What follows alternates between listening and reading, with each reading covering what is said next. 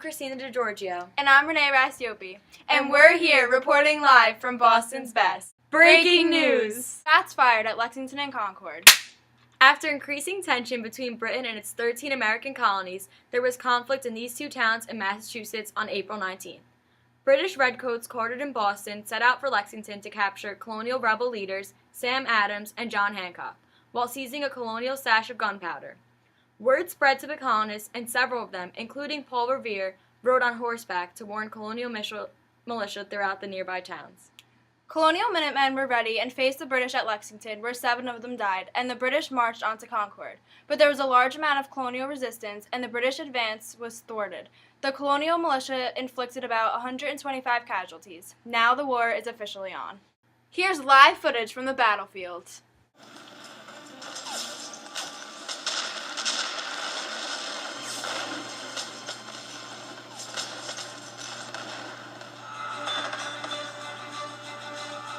So who's at fault for all this fighting? Stay tuned to find out.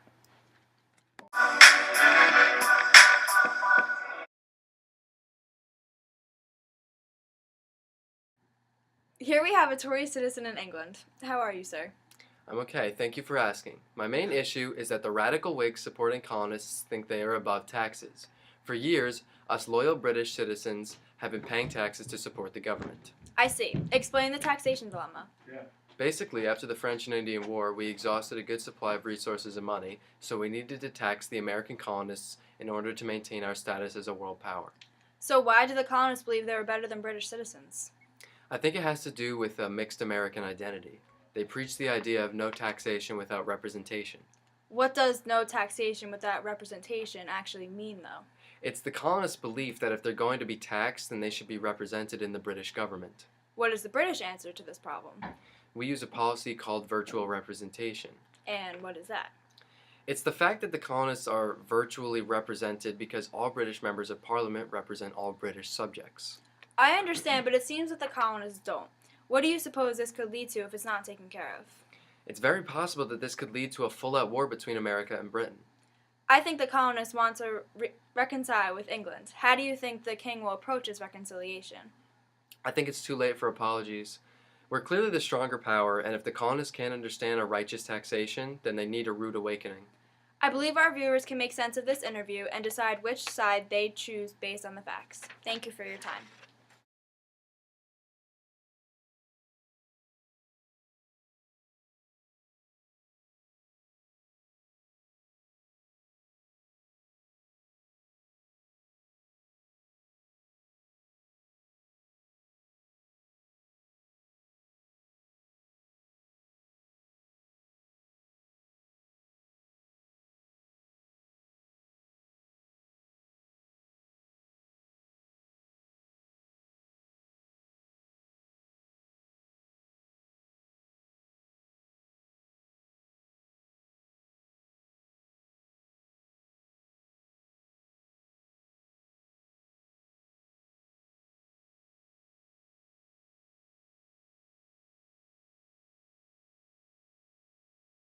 Hello, today I'll be interviewing a local colonist from Boston. Sam, how do you feel about all this fighting going on right here in your homeland? Well, I definitely believe that it is Great Britain's fault for all this conflict. It all started back in 1763 when the navigation laws were passed. What are the navigation laws? Well, you see, Britain only wanted to benefit for themselves since these acts restricted colonial trade with all other countries besides England. They were using the colonies in order to benefit their own economy without any care for our own, which ended up going down the pipes. Interesting. What else has Britain done that has angered colonists? There are many things that they have done. But before I get into any more of the terrible laws and taxes they passed, I want to stress the fact that they are taxing us without giving us representation in Parliament. Recently, we have spoken with the colonists who supported the British and said the colonists were supported through virtual representation. How do you feel about that? I think that's complete garbage and it isn't adequate enough for us. None of the members of Parliament live in the colonies and know the situation enough to know what is best for the colonists. We need to have colonists that have actually lived here and know what's going on in order to have proper representation. If we don't get that, then we shouldn't be taxed.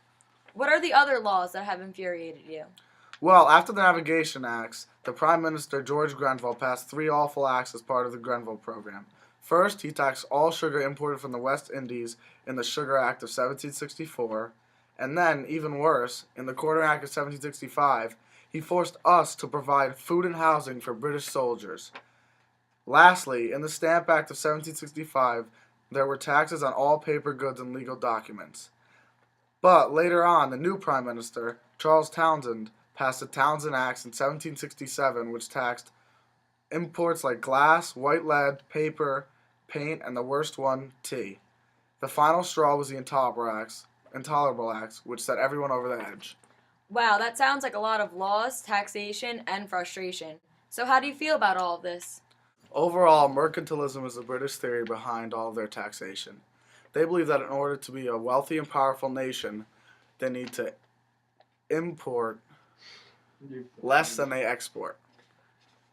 So, since they're only trading with the colonies are importing more than they export, which means that the colonies will always be losing money in order for Britain to gain money.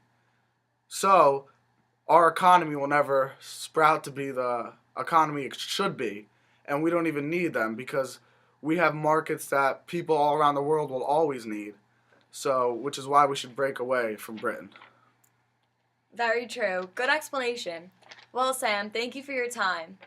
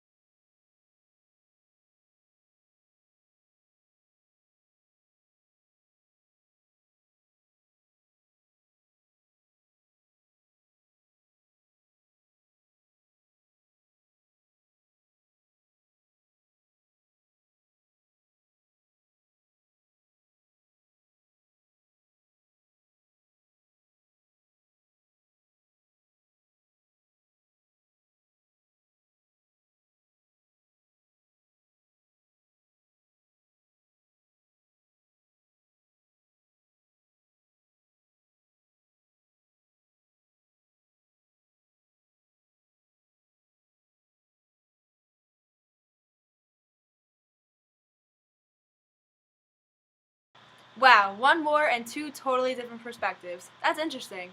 I mean, if I were a colonist, I wouldn't want to be taxed either. But at least he only had to pay 1/3 of what the British were paying. But the real question here, who is at fault for all of this? Stay tuned. And now for the viewer's perspective on the issue. The results are in. –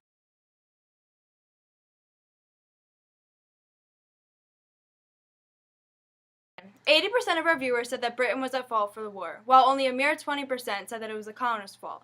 This clearly shows who was really at fault in the war. Exactly. This is why Britain should take full blame for what's soon to be a revolution. For all of you viewers at home who still have lingering questions as to why Britain is at fault for all of this, here's more information.